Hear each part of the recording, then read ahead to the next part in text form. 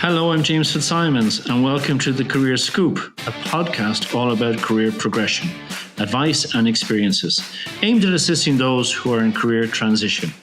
Today, my guest is Sean Coughlan. Sean is the Executive Director at Human Dignity Foundation. I'm delighted to welcome you to the show, Sean. Great to be here. Thanks, James. Yeah, it's always good to see you, Sean. I know Sean for a number of years, I think going back to 2002, 2003. If I'm correct, the first time we met. Yeah, and you were instrumental in me taking up a role that probably was one of the, if not the defining career experiences of my life. So, and you're very kind. I think maybe our karma is a bit of luck coming together, right place, right time for both of us. Maybe but it's actually that's on that point. Would you give us a quick overview of your career to date and kind of the highs and lows, what you've learned, what are you most proud of? So I think my career has been somewhat eclectic and varied. So it has definitely not been linear. Very quickly I left school and was reasonably good at maths, enjoyed it, and started as a trainee actuary. Left that after a year because I probably naively coming out of school thought that, everyone seemed to think that's a good job. It turned out it wasn't suitable for me. And I think that's actually one good insight is when you know things aren't working, course correct quickly. If you've got that opportunity, don't stay longer than you need to in something that you aren't enjoying. Sometimes you have to, we all have to, but seize the opportunities when they present themselves. Went to college, my academic background is theoretical physics, was teaching physics and maths for a couple of years, then moved into a role where I tried to start up a couple of businesses, unsuccessfully failed at those while I was abroad, but that was a great learning experience. That was the olive business. Just share a little bit about it. Sultanas, sorry. So I was out teach as part of my teaching experience. I'd moved from Ireland out to Istanbul in Turkey. I wanted to kind of just experience more of the world and maybe a different culture. And when I was teaching out there, I had the idea actually coming home for one Christmas and looking at all of the kind of the Christmas baking supplies in supermarkets that always kind of fill the shelves around December timeframe. That a lot of the fruit and nuts, that sort of produce was extremely expensive over here and extremely cheap over in Turkey, where a lot of those products are grown.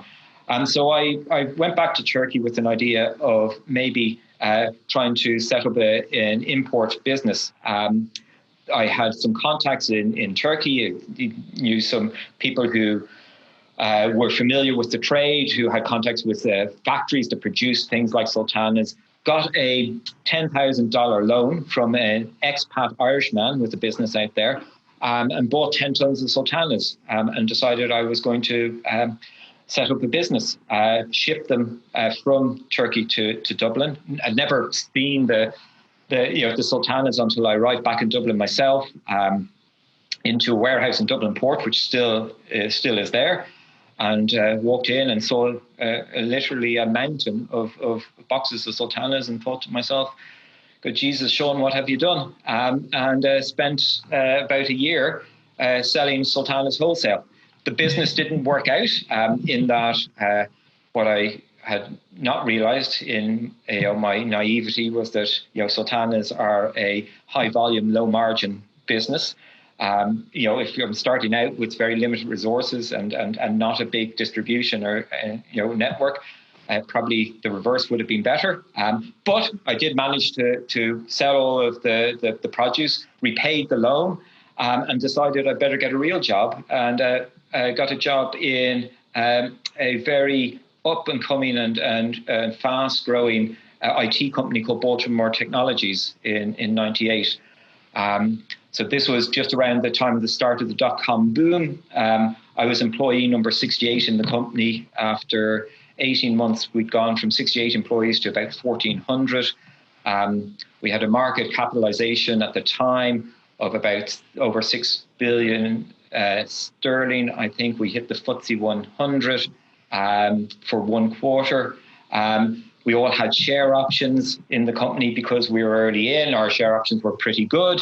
And so suddenly I was, on paper, worth a lot of money. I had, all the big Irish banking institutions cold calling me with their, private wealth management divisions, looking to meet for a coffee. And it was sort of an exciting but slightly surreal and unreal time, which was great until about 2001 when the dotcom bubble burst. And suddenly all of us still with options, whereas 6 months previously we'd been worth quite a significant amount of money. Suddenly we're back to being worth what we were 3 or 4 years ago, because the options were underwater at that point. I think it was a great experience. It taught me a lot on the way up in terms of the company growing very quickly. I think that a lot of things were done really, really well. I think some things in that rapid growth expansion weren't done well, and that tripped up the company, when things got difficult. So great to have that sort of insight and thinking, you learn as much, if not more, on the way down as you do on the way up. And I think that's something that has always stuck with me. A future board member, at one point, I remember sitting with them interviewing someone for a grant we were going to give them.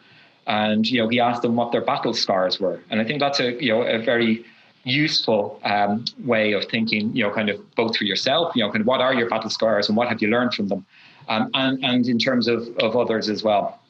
So stayed in the IT sector until 2004, and then got an opportunity. I met a extremely inspirational person, Declan Ryan, from the Ryan family of Ryanair, who was setting up a new foundation called the One Foundation.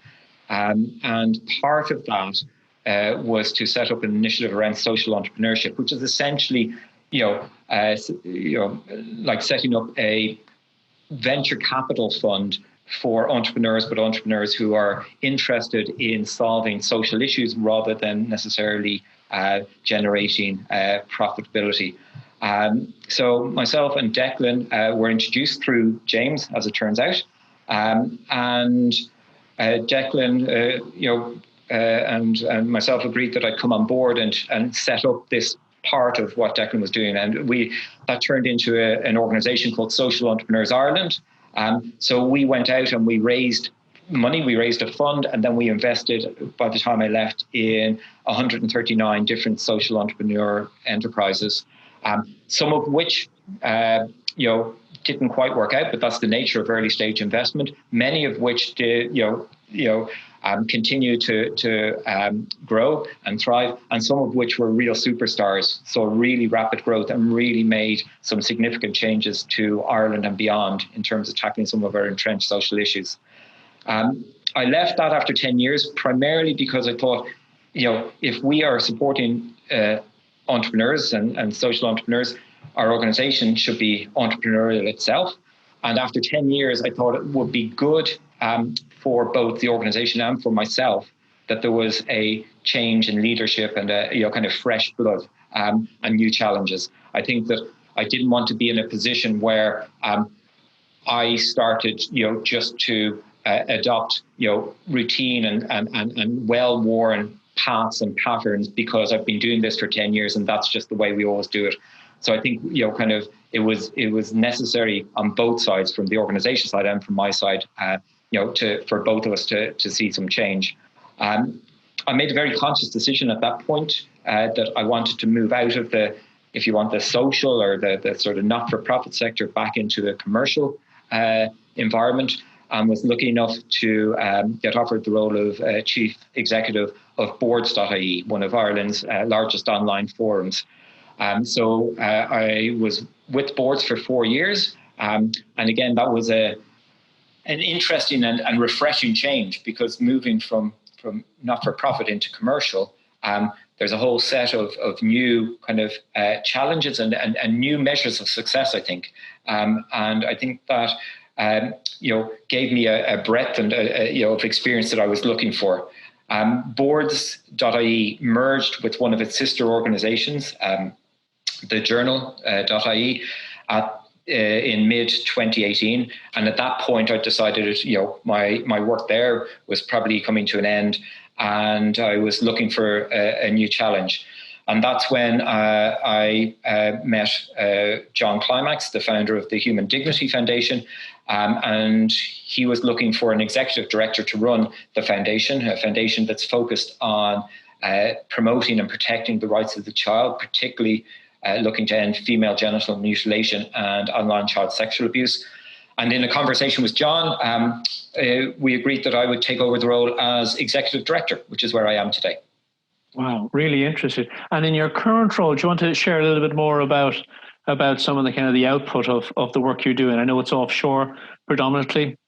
Sure. So we have two, as I say, very specific areas of focus: ending female genital mutilation and cutting, and tackling child sexual abuse, particularly online child sexual abuse.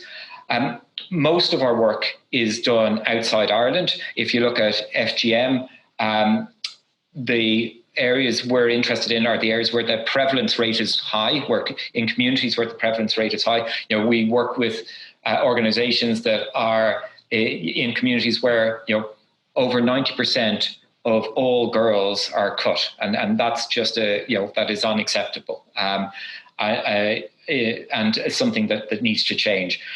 Those communities tend to be, although there are some cases within Ireland, but those communities where that prevalence rate is high tends to be outside Ireland. Online child sexual abuse knows no borders. That is an issue, a worldwide issue, and our work there is with international organizations and institutions. For example, Interpol, where we are one of the major funders of the unit within Interpol that looks to identify both child victims and perpetrators, and then working with national police authorities, rescue those child victims and hopefully apprehend and prosecute the perpetrators. I think what I would say about the foundation and about our founder is that those two issues are difficult issues. They are issues that many people would feel uncomfortable discussing in detail.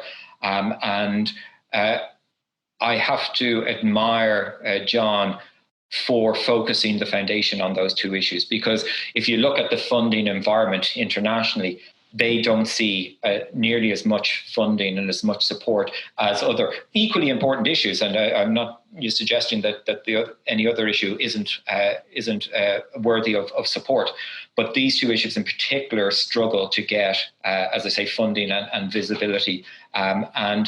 It's to John's credit, and hopefully to the credit of the foundation as a whole in the work that we do, that we are helping to raise the profile of these two issues internationally, and also to see real and tangible successes in terms of having girls growing up free from both the physical and psychological trauma that female genital mutilation can cause, and children protected from predators, and being able to be children and not being subject to the threat of abuse, wherever they may be, whether it be Ireland, Europe, or Africa or Asia. Great, thank you. And I presume online is the big predatory space for a lot of this. It is. I mean, predators tend to move, kind of from offline to online, but online presents specific challenges that are not that are not as prevalent in an offline environment. So, for example, the re-traumatization and, in a sense, re-abuse of victims in an online environment is particularly particularly pronounced. If an image of a child being abused is posted online, what we find is that there are, the copies of those images and those videos proliferate. So, even if the victim is identified, I mean, there have been cases where years later, 5-10 years later, they are still aware of and still, seeing themselves being abused because of a copy of a copy of the image or the video that was made. So there are some very interesting projects, where once a offending image is identified, technology can go and crawl the web looking for copies of that image and removing it from websites, or issuing takedown notices to website owners. So those sort of issues are specific to an online environment that wouldn't occur in an offline environment. However, as I say, in terms of perpetration, what we will find is that the perpetrators themselves, some may work or remain exclusively online, but there will be many who won't. And so in a way, in order to tackle the online issue, we have to tackle the issue of child sexual abuse in the round. Okay, sure. Gosh, that must be very, it's very impactful for obvious reasons. And the subject is what it is. Just moving back to your days in Social Entrepreneurs Ireland, and you mentioned 139 different kind of investments or investees. Do you want to, without kind of identifying particular, is there a number of projects for whatever reason, or people or organizations you worked with that really kind of you remember that kind of come to mind, and for what reasons? Yeah, I mean, I guess for me, what's interesting is that when you're investing in social entrepreneurs, as I would imagine when you're investing in any entrepreneurs, you're never short of passion, and you're never short of conviction. So the entrepreneurs, typically will be extremely enthusiastic about whatever endeavor they're looking to undertake. And they will absolutely believe that their particular project or idea is going to change the world, or has the potential, with the right support, to change the world. That applies to commercial as well as not-for-profit. And if you don't get either of those two things, then you shouldn't continue with the conversation at all. I mean, they are not suitable for, I would suggest, for an entrepreneur-led fund. So getting passion and commitment is sort of a given. What I think really stood out for me is the projects where there was this very unique, or maybe not unique, but special combination of the head and the heart. And those typically were the projects that we really saw scale and grow, and where we saw large success. Often what you would have is people who were passionate about the subject, but maybe not have taken the time to really work through a plan of action, a plan of attack. How we're going to get from an idea into a prototype or a test or a proof of concept to roll out and to scale up. Plans will change all the time. There's not one plan that I had seen or presented to me that was the same 12 months, 24 months, or 48 months later. So the issue isn't about whether they get it right. The issue is about an approach. It's about a way of thinking. So what I would say is that entrepreneurs are people who have big ideas, who are innovative and inspiring, but also have the ability to make things happen, to the ability to act. And for me, part of that is at any point in time, always knowing where you're going, always having that kind of direction of travel or plan of action. You can change that. In fact, you're going to need to change that as things develop, as you learn more, as your external environment changes. So you're going to have to constantly modify and update that. But you should never be without a plan. Well, would that be, I suppose, that would support people looking for jobs or changing careers? Would it be kind of the same approach? It's funny you should say that, James, because that's exactly reflecting on my own journey. Sometimes I got lucky in terms of opportunities presenting themselves, and I would say that I had not always adopted that kind of that mantra myself. But looking back, I think when I've been most successful in terms of kind of career development and career choices is when I applied exactly the same logic to myself and my own career. I think that, and in fact, you could even argue in a way it isn't just career, it's life, right? You don't have to decide when you're 18 what you're going to do when you're 40 or you're 65, because the chances of you getting that right, that prediction right, are pretty small. But you should never drift.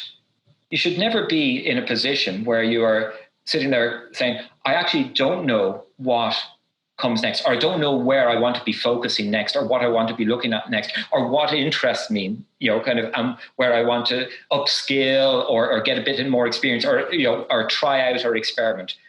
If you're sitting there kind of going, I actually don't know what I want to be doing, that is not a good place to be. So I would adopt and then suggest it's not a bad strategy to adopt exactly the same approach, to say, accept that things will evolve and change, and therefore your own plans will evolve and change, but always have a plan. Always have a plan.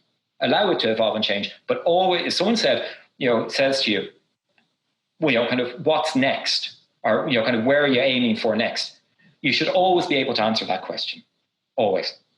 But that's not so easy for a lot of people, Sean. I totally agree with you, by the way. That's not so easy sometimes, because people may not know how to think like that, or may not know to have that lens. Would you say, obviously you're a physicist and sultana farmer, come seller, come wholesaler, to supporting, entrepreneurs, social entrepreneurs, and obviously now in a particular area where you are with your job now. How does someone, like if you're a 24-year-old just come out of college now, they may not know that. They're brilliant, they're bright, they're effusive, but they kind of, nobody said, hey, you have permission to kind of, but it's good to have a plan or a momentum. How would you? I mean, I'd actually, in a way, make it really simple, or bring it back to some very simple things. I think sometimes people, hear the word plan and they think this has to be some incredibly complex, complicated, long-term, detailed thing. It doesn't. I mean, the plan could be, I don't know what I want to do next, medium or long term. So my plan right now could be what I need to do for the next 6 months, year, 2 years, whatever the time frame might be, whatever is appropriate. I need to try out a couple of things so I can figure out where I want to go longer term. And that's a plan. Okay. So plans can be as simple or as complicated as you want. What I would say is, even in that scenario, if you're saying, I need to figure out, try out a couple of things, it can be as simple as writing down a list of what things you are interested in. What would get you up in the morning? What are the things that, you would walk into an office or into a work or onto a, or wherever it may be, into any organization, and be kind of thinking to yourself, you know what? Yeah, this is interesting stuff. I'd like to know a bit more about this. Right? It can be as simple as writing down that list on one piece of paper and prioritizing it. Saying which of this list, which are the top ones for me? Which ones kind of either, interest me most or speak to me most, whatever my objectives may be. And then the second part is saying, okay, now, if I know that, what ways do I have of trying to, make that happen? Is that talking to people? Is that, so that's the second list, talk to some contacts, don't have any contacts, right? Do a web search, kind of write some, an email to some companies or whatever that list may be. It can be as simple as 2 lists. It can be more complicated. It can be longer term. But again, you don't have to map out 20 years. You can map out 1 year and then say, after that, I'll reevaluate and decide, what the plan is for the next period of time. That could be another year. That could be another 5 years. So what I'm hearing, there is always opportunity if you're open to it. Yep. The glasses should be half full in your head. Yeah. And have a go. Have a go. Just do it. And don't be intimidated or sort of scared off by the fact that you don't have all the answers. None of us do. Well, very few of us do. A lucky few do. I haven't. I don't, and I haven't. You don't need all the answers. Yeah, and again, it's almost like the analogy of a journey and a long journey ahead. How do you kind of get all the way to the end? Well, I mean, and this is a bit trite and it's a bit well worn, but maybe that's because there's truth to it. The way you get to your destination is you take the first step, and if you only know one step ahead, that's all you need to know. If you know 5 steps ahead, great, even better. But you don't need to know more than 1 step ahead. But you need to know the first step. You need to know what you're doing next. Because if you don't know that, then you're a bit aimless, and you could drift into things that actually aren't where you want to be or what you want to do. Yeah, it's interesting that. Coming on to the people, like you've hired a number of people over the years, or recruited a number of people in the various jobs you've been in. What qualities do you look for in the people you recruit? So I've always worked in with relatively small teams, and even within big companies, we've, whether it's been a small management team or a particular division within a company, the teams have been relatively small. And I think that if you just assume that for particular jobs, there's particular sector expertise that are boxes that just need to be ticked, and you have those boxes ticked, whether it be finance or accountancy or some particular, in an IT company, coders, and they know their stuff. After that, I think there's a couple of things that are important to me and that work in terms of building a team dynamic that makes an effective team that delivers. And none of this is rocket science. I think there's lots of people who would talk about this. But again, there's a truth in the fact that it's something that a lot of people say. I value autonomy and the ability for people to be kind of self-starting. I think that's I think if you want a very hierarchical structure, that may not be as important.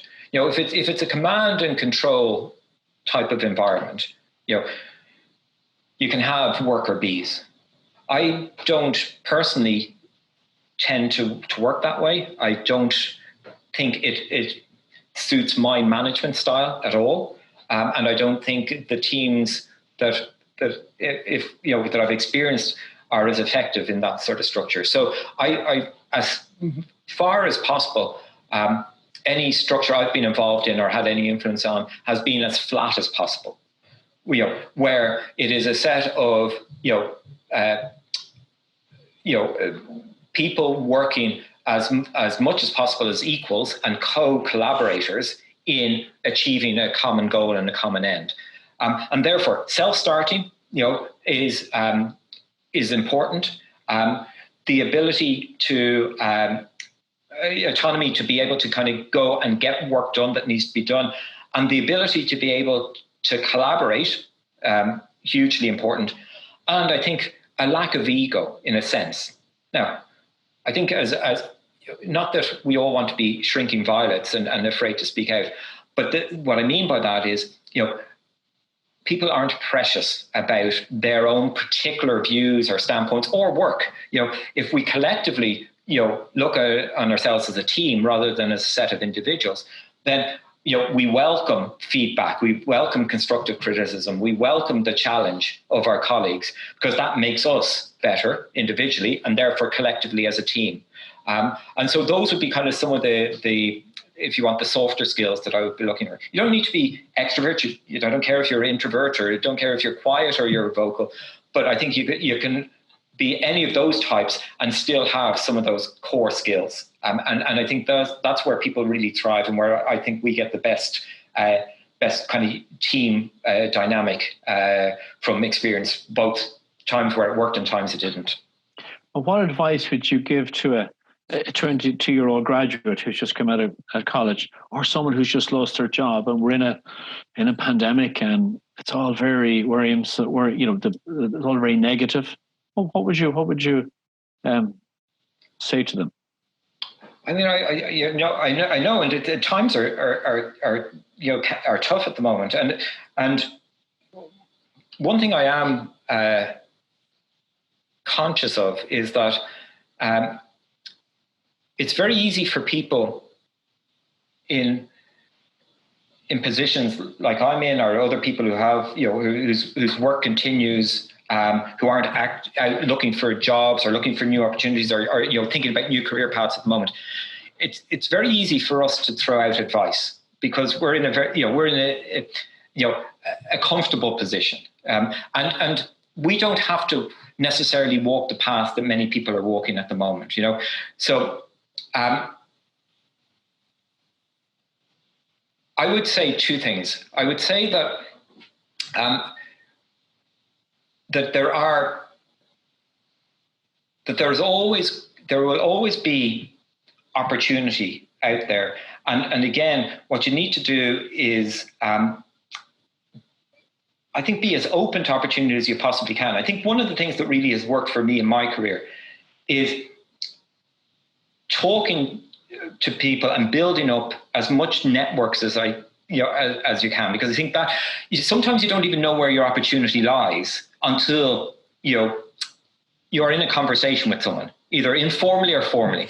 And there's the Social Entrepreneurs Ireland job. I didn't even know it existed. I hadn't even heard of social entrepreneurship, until I talked to a mutual friend of myself and James's, Coleman Farrell, actually, who then introduced me to connected me with James and connected me into Declan, and led to 10 years of a really inspirational job that I had. So I think, being open to that opportunity, and you have to be proactive in fostering and growing those type of conversations. I'd love to, sorry, I'm not to cut across you, because I was talking to a young 23-year-old recently, and I think technology, she was saying technology, how do I ring someone up and make an ask? Or how do I do that? Because we were very lucky. Maybe we didn't have that technology. You had to knock on a door. Would you mind having a conversation? Yeah. What would you say? What's the simple way that takes away the block of actually, or maybe people are afraid of people saying no. Most people don't say no if the ask is the right way. I agreed. But I think actually, almost the sort of the subtext of that question is, how do I approach a company? How do I, I initiate that initial conversation because I want to get into technology?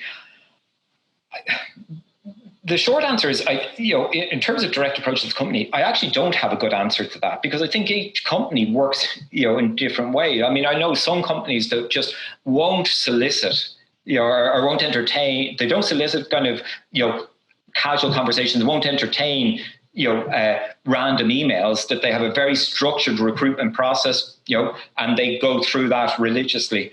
I know others that, if people are a bit innovative and a bit sort of open to just trying to send in, for example, an email or pick up the phone, that they'd be open to those type of conversations. So I actually don't know if there's a good piece of advice I could give in that sense. What I would say, and this will bring me to a second point that I do think is, for me, is quite important. But the first thing I would say is, we're one of the defining characteristics of Ireland is that we are a highly social, highly gregarious, and highly networked country. And I would think that someone who is trying to figure that out,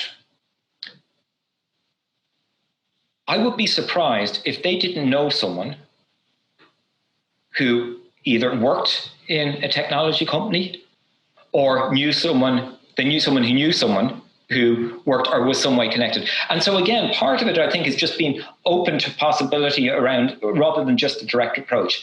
So, if there's a particular company that they're interested in, even if they don't know someone with a direct connection, they or their friends or their, one of their parents or their parents' friends might either know someone or might give them a steer in terms of how, they might go about that, or who they might be able to be connected to. So I think it comes back to, for me, about kind of building those informal networks as well, of just reaching out and actually maybe being quite open about it and sort of saying, look, here's where I want to go. I'm struggling a bit. People want to help.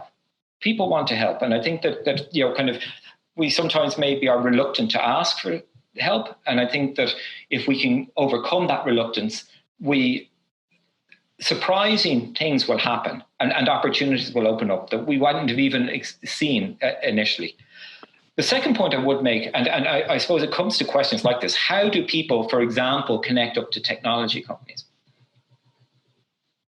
My own feeling is that anyone who gives advice that is sort of universally applicable, the way you do it, if you want to get into technology, the way you do it is this. I don't believe it. I don't believe that there is a standard way of doing things, and I think that I apply that more generally. I've been on various professional development courses. I think that there is a huge value and utility in them, in that they can introduce you to new ways of doing things, new techniques, new approaches, new paradigms. And I think that there is huge value in those. So I'm not in any way denigrating any of those. But I do think of the classic, how to double your bottom line, kind of in 5 easy steps, right? And this is prescriptive. This is the way you do it. Anyone who gives that type of advice, or any publication or material that is suggesting that there is one way to make things happen or for success, that just isn't true.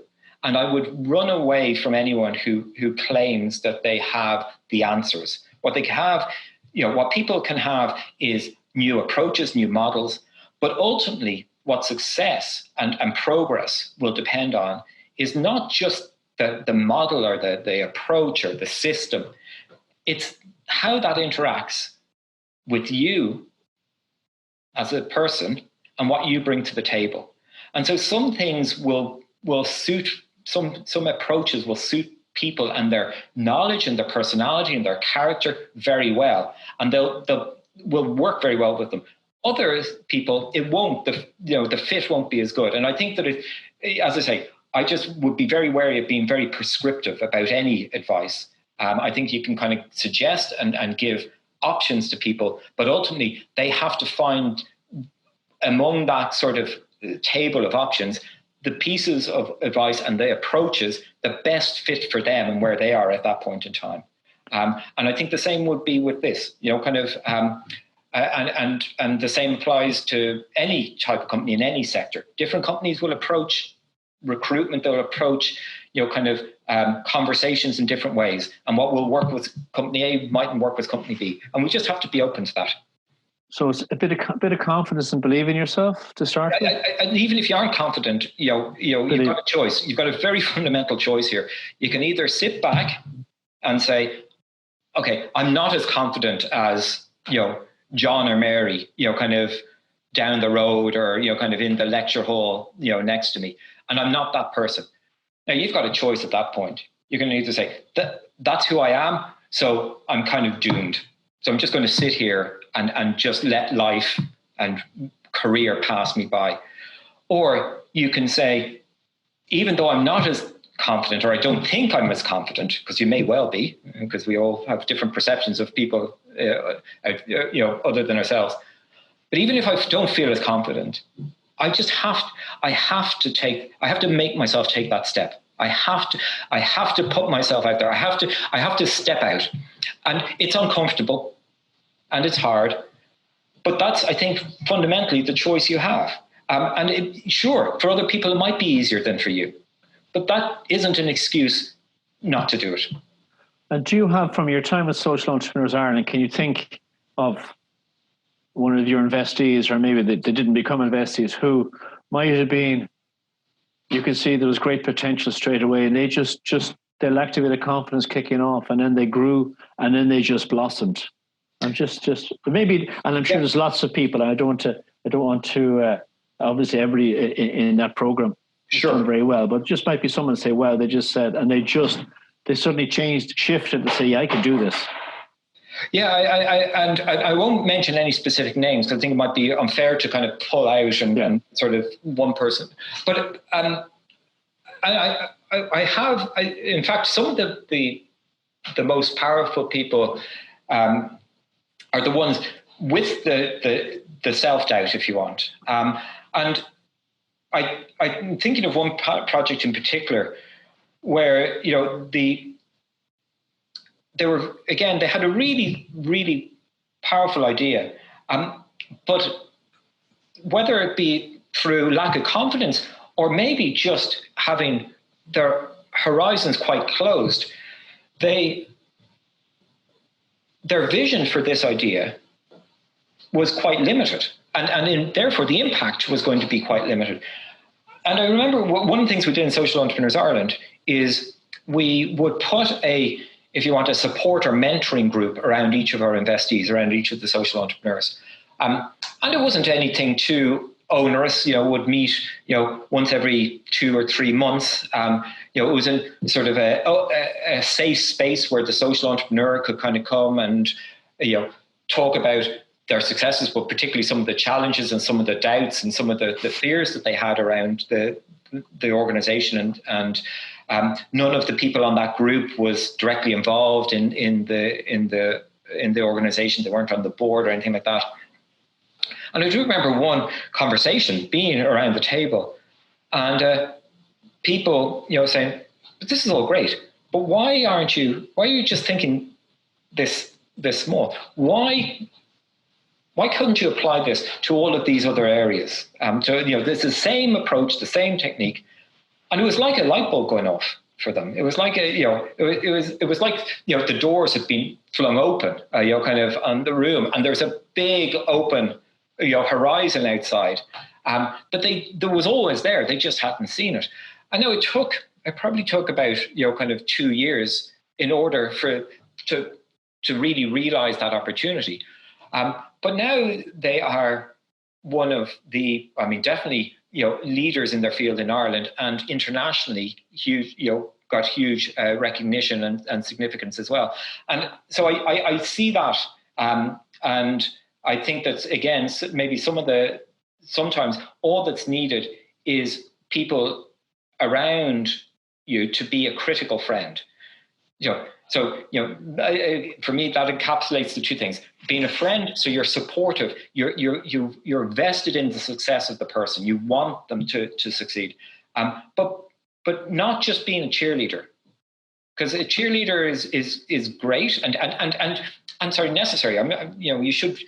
You should acknowledge and sort of praise and celebrate success. That's really important. It's really important that when things go well, that not only for ourselves, but people around us tell us that and say, that is fantastic. But equally, you're being a true friend when, in a supportive way, you're prepared to point out when things aren't going well and where maybe the approach taken or the kind of the perspective isn't as good as it could be, and helping people to sort of not just overcome some of that, but sometimes even see that, I think, is really, really powerful. And for me, the measure of a true friend. Interesting. That's a great answer. And I hope whoever listens to this will kind of listen to those sort of, so as you say, it's kind of back to, it's one step at a time, and they can be small or really little or really big steps. And maybe the right people around you might be saying, come on, you can go, or you can grow bigger, or you can get this job, or you can go for it, or you can ask that person that question. Give yourself permission to keep going forward. My last question, Sean, 5 words to describe your career to date. Oh, God. 5 words. Unexpected, inspirational,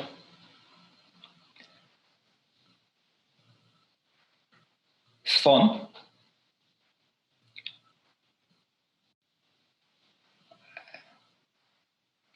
growing, if you want. So, personal growth,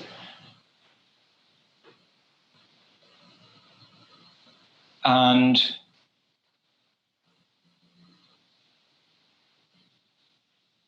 the word I'm looking for is exciting, but excitement about the future, about what's still to come. So that isn't one word, but no, that's okay. That's enough. Sean, I just like, for the purpose of this, our audience, like to thank you so much for talking with us today and sharing a really, really interesting journey. I'm familiar with part of it. Obviously, you shared a little bit about that, and I wish you well in the next couple of years and whatever comes after this project. And I want to thank you very much on behalf of Elevate Career Scoop. Brilliant. Delighted to being here today. Thanks, James. That's great, Sean. Thank you for listening to the Career Scoop, brought to you by Elevate Career Advice and Elevate Executive Selection. I'm James Fitzsimons, and I hope you've enjoyed listening. Next week, we will be talking to John Hewitson about his career journey. Hope to see you there.